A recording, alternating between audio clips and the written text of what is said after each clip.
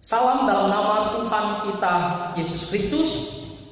Saat ini saya akan membagikan firman Tuhan tentang penderitaan Tuhan Yesus yang membawa keselamatan bagi kita orang-orang percaya. Mengingatkan kita bahwa Tuhan Yesus telah menderita dan mati di atas kayu salib demi kita orang-orang berdosa. Minggu ini kita akan memperingati Jumat Agung, yaitu di mana Tuhan Yesus telah menanggung banyak kesengsaraan, banyak penderitaan, bahkan Dia merelakan nyawanya demi kita orang-orang berdosa. Peristiwa ini tidak boleh kita lupakan, kita harus selalu ingat selalu. Mengapa? Karena Tuhan Yesus telah menderita, telah sengsara, maka kita dibebaskan dari hukuman. Karena Dia telah mati di atas kayu salib, maka kita bisa memperoleh kehidupan yang kekal. Jadi ini adalah peristiwa yang sangat penting dalam keselamatan kita. Kita harus selalu mengingat, merenungkan, dan bersyukur kepada Tuhan Yesus Kristus, dan mau hidup bagi Tuhan Yesus, melayaninya setiap saat sampai kita bertemu dengannya muka dengan muka, penuh sukacita. Firman Tuhan yang akan saya bagikan yang mengingatkan kita tentang penderitaan dan kematian Tuhan Yesus terambil dari kitab Yesaya pasal 53 ayat 1 sampai ayat yang ke-8. Yesaya pasal 53 ayat 1 sampai ayat yang ke-8, saya akan membacakannya. Siapakah yang percaya kepada berita yang kami dengar, dan kepada siapakah tangan kekuasaan Tuhan dinyatakan? Sebagai taruk ia tumbuh di hadapan Tuhan, dan sebagai tunas dari tanah kering. Ia tidak tampan dan sebarangnya pun tidak ada sehingga kita memandang dia, dan rupa pun tidak sehingga kita menginginkannya. Ia dihina dan dihindari orang, seorang yang penuh kesengsaraan dan yang biasa menderita kesakitan. Ia sangat dihina sehingga orang menutup mukanya terhadap dia, dan bagi kita pun dia tidak masuk hitungan. Tetapi sesungguhnya penyakit kita lah yang ditanggungnya, dan kesengsaraan kita yang dipikulnya. Padahal kita mengira dia kena tulah, dipukul dan ditindas Allah. Tetapi dia tertikam oleh karena pemberontakan kita, dia diremukkan oleh karena kejahatan kita. Ganjaran yang mendatangkan keselamatan bagi kita ditimpakan kepadanya, dan oleh bilur-bilurnya kita menjadi sembuh. Kita sekalian sesat seperti domba, masing-masing kita mengambil jalannya sendiri, tetapi Tuhan telah menimpakan kepadanya kejahatan kita sekalian. Dia dianiaya, tetapi dia membiarkan diri ditindas, dan tidak membuka mulutnya seperti anak domba yang dibawa ke pembantaian. Seperti ini domba yang keluh di depan orang-orang yang menggunting bulunya, ia tidak membuka mulutnya. Sesudah penahanan dan penghukuman ia terambil, dan tentang nasibnya siapakah yang memikirkannya? Sungguh ia terputus dari negeri orang-orang hidup, dan karena pemberontakan umatku ia kena tulah. Banyak orang di luar sana berpikir, bagaimana mungkin Allah bisa menjadi manusia? Bagaimana mungkin Tuhan Yesus Kristus yang adalah Allah, Dia menderita, Dia sengsara, dihina, ditolak, bahkan mati di atas kayu salib. Inilah alasan yang membuat banyak orang tidak mau mengikut dan percaya kepada Tuhan Yesus Kristus. Karena mereka tidak percaya, tidak membayangkan bagaimana mungkin Tuhan yang adalah Allah, Tuhan Yesus yang adalah Allah, Dia menderita, bahkan mati di atas kayu salib. Bahkan bangsa Israel pun, umat pilihan Tuhan, pada saat itu tidak bisa menerima Tuhan Yesus sebagai Tuhan Allah, Juru Selamat, Mesias yang telah dijanjikan. Mengapa mereka tidak menerimanya? Karena mereka berpikir salah tentang Mesias. Mereka berpikir ketika Mesias itu datang, maka Dia akan membebaskan langsung Israel dari penjajahan. Pada saat itu kerajaan Romawi, dan Dia akan mendirikan kerajaan yang besar yang akan memerintah seluruh dunia. Tetapi kalau kita baca di dalam Alkitab, kita bisa mengetahui bahwa Mesias ketika dia datang pertama kali bukan untuk memerintah dunia ini, tetapi untuk menderita sengsara, bahkan mati di atas kayu salib demi kita orang-orang berdosa. Mengapa ia datang ke dalam dunia ini? Mengapa ia rela menderita dan sengsara dan mati di atas kayu salib? Apa penyebabnya dan tujuannya apa? Firman Tuhan yang sudah kita bacakan itu ditulis oleh Nabi Yesaya. Nabi Yesaya hidup sekitar 700-an tahun sebelum Masehi. Melalui Nabi Yesaya, Tuhan memberitahukan bagaimana keadaan Mesias, ya, atau Tuhan Yesus ketika dia berada di dalam dunia ini. Pertama-tama Nabi Yesaya memberitahukan bagaimana rupa atau fisik jasmani daripada Tuhan Yesus.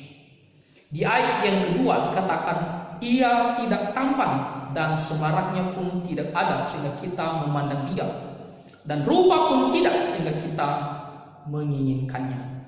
Sangat jelas di sini dikatakan bahwa rupa Tuhan Yesus tidak tampan dan semaraknya pun tidak ada, sehingga orang-orang tidak akan datang melihatnya dan menginginkannya. Ya, rupanya tidak menarik. Nah, kalau kita melihat bahwa Tuhan Yesus adalah Allah dan Juru Selamat, ya, Dia adalah pencipta segala sesuatu, termasuk kita manusia. Kalau Dia mau mengambil rupa yang tampan, itu bisa saja. Tetapi mengapa Tuhan Yesus mengambil rupa yang tidak tampan? Ya, dikatakan semaraknya pun tidak ada. Mengapa Dia mengambil rupa yang sedemikian? Alasannya karena Tuhan Yesus benar-benar 100% datang untuk menderita, sengsara, dihina, diejek, dan mati di atas kayu salib demi menebus dosa-dosa kita.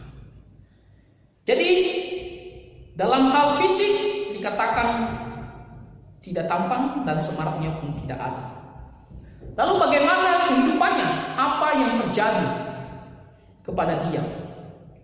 Di ayat yang ketiga dikatakan ia dihina dan dihindari orang, seorang yang penuh kesengsaraan dan yang biasa menderita kesakitan. Ketika dia hidup, dikatakan di sini ia dihina. Bahkan 2 kali selalu diulang kata hina di ayat ketiga. Ia dihina, ia sangat dihina. Ya.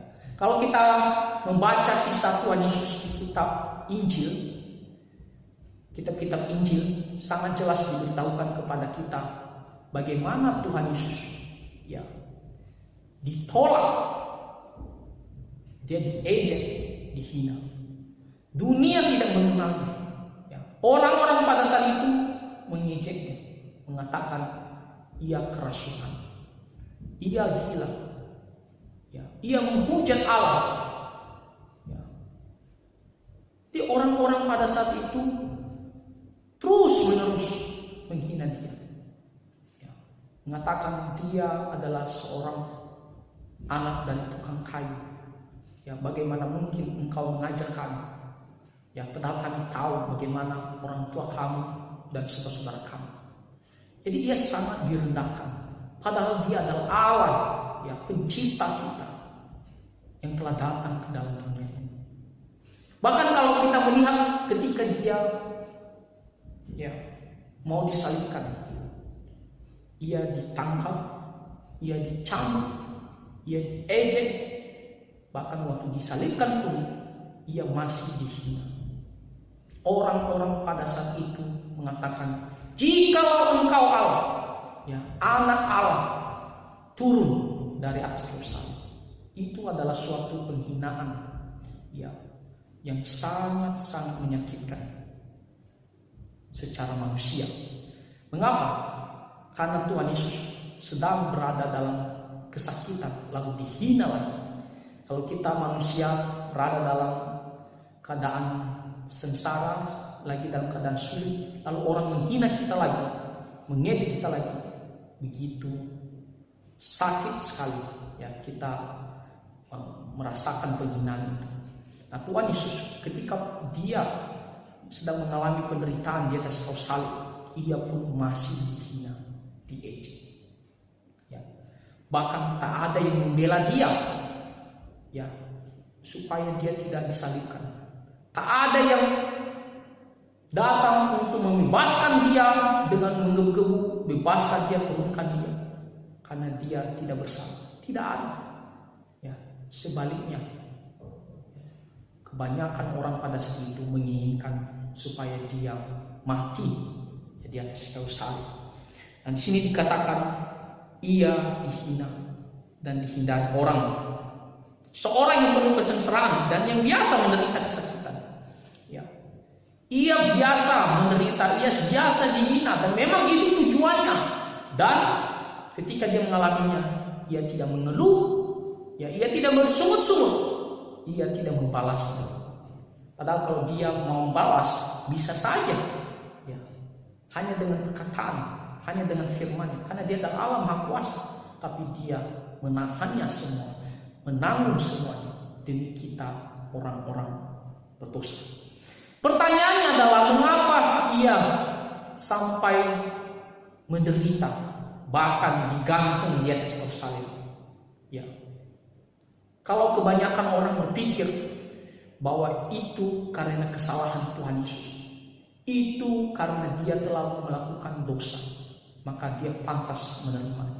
Apakah Tuhan Yesus berdosa, telah melakukan kesalahan sehingga ia layak untuk menderita dan disalibkan? Tuhan Yesus mengatakan, siapa di antara kamu yang berani menyatakan kesalahan saya? Pada saat itu tak ada yang bisa mengatakan dia telah bersalah, karena memang dia tidak berdosa, dia tidak bersalah. Ya, meskipun dia mengambil rupa manusia, tapi dalam hal keberdosaan dia suci, dia tidak berdosa seperti kita manusia, sehingga dia tidak layak untuk menderita. Ya, dia tidak layak untuk mati di atas kayu salib. Tapi dia mengalaminya, ya, dia menanggungnya. Kenapa? Dikatakan di sini, tetapi sesungguhnya penyakit kitalah yang ditanggungnya, dan kesengsaraan kita yang dipikulnya, padahal kita mengira dia kena tulah, dipukul dan ditindas Allah. Tetapi dia tertikam oleh karena pemberontakan kita, dia diremukkan oleh karena kejahatan kita. Ganjaran yang mendatangkan keselamatan bagi kita ditimpakan kepadanya, dan oleh bilur-bilurnya kita menjadi sembuh. Sangat jelas dikatakan di sini, karena penyakit kita. Penyakit di sini bukan penyakit jasmani, ya, penyakit fisik bukan. Tapi di sini penyakit dosa-dosa kita, itulah penyakit kita. Ketika Adam dan Hawa jatuh ke dalam dosa, maka sesuai apa yang dikatakan Tuhan, yang manusia pasti mati.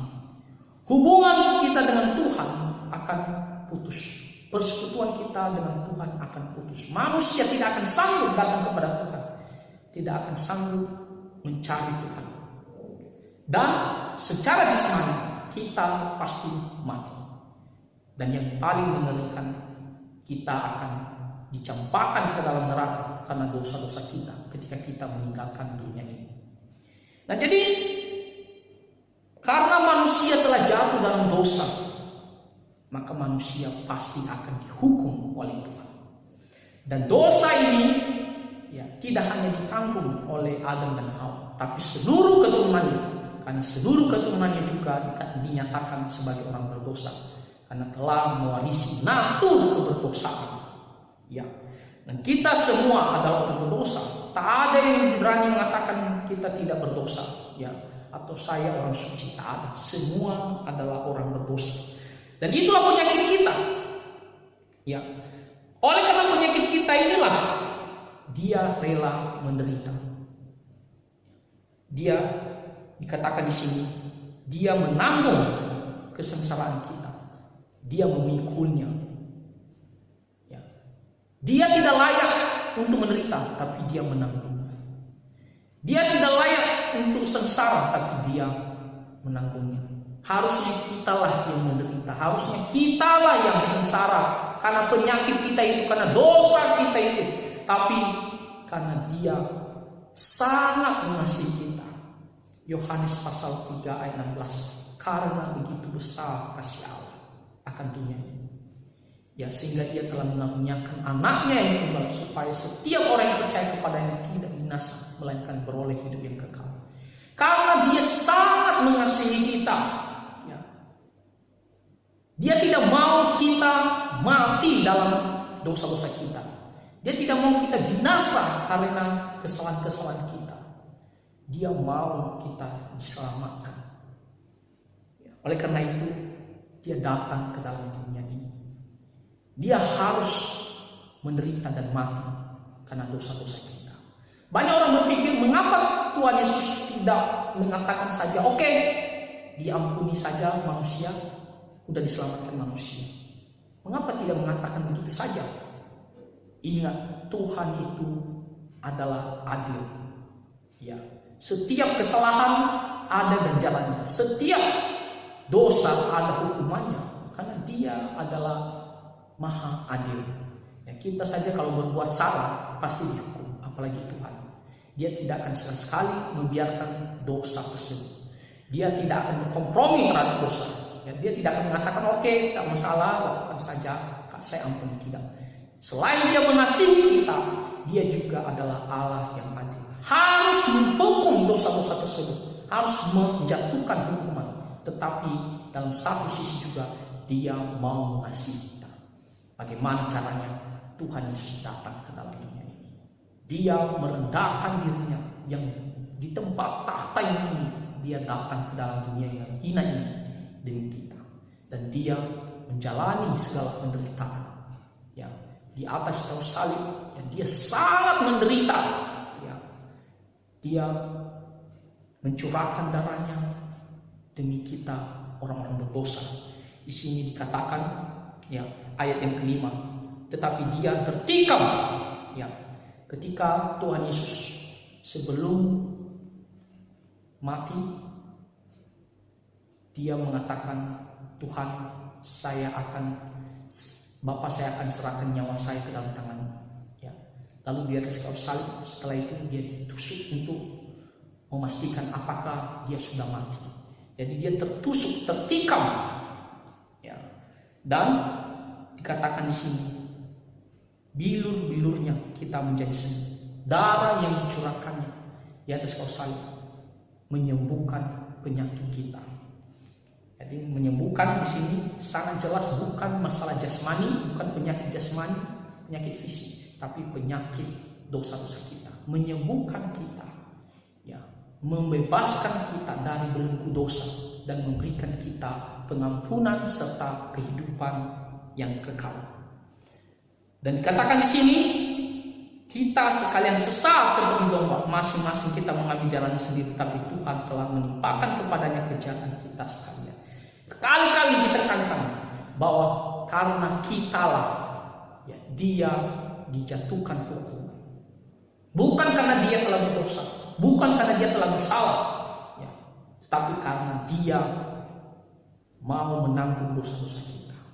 Tak ada orang yang mau mati bagi orang bersalah, orang-orang yang berdosa. Kalau orang mau mati bagi orang benar, mungkin ada, itu pun jarang sekali. Tapi kalau orang mau mati bagi orang yang bersalah, bagi orang yang berdosa, itu tidak ada. Dan satu-satunya Tuhan Yesus yang berani melakukan hal itu, yang telah melakukannya dengan sempurna bagi kita. Tak ada yang lain, tak ada orang manapun dalam dunia ini yang pernah melakukan itu demi kita orang-orang berdosa. Tak ada selain daripada Tuhan Yesus.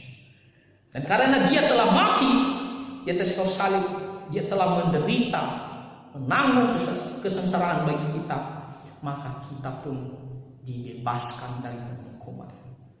Kita pun bisa memperoleh hidup yang kekal. Nah, jadi bagi kita yang sudah percaya Tuhan Yesus, hendaknya kita selalu merenungkan akan penderitaan dan kematian Tuhan Yesus ini. Ya, Hendaknya kita selalu mau bersyukur kepada Tuhan Yesus. Ya. Dan kalau kita selama ini ya kadang-kadang jatuh dalam dosa, kita harus bertobat dan memohon kepada Tuhan. Tuhan, tolong saya. Ya, saya mau hidup bagi Tuhan Yesus. Karena Engkau telah mencurahkan darah demi menebus dosa-dosa saya. Karena Engkau telah merelakan nyawamu untuk saya, maka saya pun ya tolong saya supaya saya bisa hidup untuk Tuhan Yesus. Saya mau melakukan segala sesuatu setia untuk kemuliaan nama Tuhan Yesus. Inilah jiwa yang harus kita miliki sebagai orang Kristen ketika kita merenungkan akan penderitaan dan kematian Tuhan Yesus. Ya, kita harus selalu bersyukur dan kita mau berkomitmen untuk lebih giat hidup bagi Tuhan Yesus. Dan kita juga diberikan tugas untuk memberitakan Injil, yang memberitakan penebusan daripada Tuhan Yesus ini, supaya banyak orang yang mendengarnya bisa diselamatkan. Bagi yang belum percaya, ya kiranya segera memberikan diri, ya bertobat dan percaya. Perbuatan baikmu tidak akan bisa menyelamatkanmu, ya. Karena Tuhan tidak bisa disogok dengan perbuatan baik, dan perbuatan baik tidak bisa menghapus dosa-dosa kita. Bahkan firman Tuhan mengatakan melalui Daud, ya Daud mengatakan, sejak aku dalam kandungan aku telah berdosa. Ya, kita punya dosa asal dan kita punya dosa perbuatan kita sehari-hari. Kita tidak akan lari dari penghukuman, tetapi ada jalan keluarnya. Ada pribadi yang telah menangguhnya, telah memikulnya supaya kita bisa dibebaskan dari penghukuman, yaitu Tuhan Yesus. Hanya Tuhan Yesus Kristus. Di Yohanes pasal 6 ayat 40 dikatakan, Yohanes pasal 6 ayat 40, sebab inilah kehendak Bapa, yaitu supaya setiap orang yang melihat Anak dan yang percaya kepadanya beroleh hidup yang kekal, dan supaya aku membangkitkannya pada akhir zaman. Ya. Kalau kita mau percaya kepada Tuhan Yesus, maka kita beroleh hidup yang kekal, dan kita pun akan dibangkitkan pada akhir zaman. Mengapa? Karena Tuhan Yesus telah melakukan ya suatu pekerjaan yang sempurna, yaitu mati di atas kayu salib demi kita orang-orang berdosa. Jadi berikanlah dirimu untuk percaya kepada Tuhan Yesus, dan karena hanya satu-satunya jalan keselamatan, yaitu Tuhan Yesus. Nah, kiranya firman Tuhan ini menolong kita semua, ya, dan khususnya kita orang percaya, kita semakin giat untuk hidup bagi Tuhan Yesus Kristus. Dan setelah kematian Tuhan Yesus, kita akan memperingati hari kebangkitan Tuhan Yesus. Ya, Dia telah mengalahkan kematian, telah menang atas maut, sehingga kita juga pun memperoleh kemenangan. Ya, kita akan dibangkitkan nanti di akhir zaman. Kita akan hidup selama-lamanya bersama dengan Tuhan Yesus. Ya, bersyukur untuk firman Tuhan ini, dan kiranya Tuhan Yesus memberkati kita semua.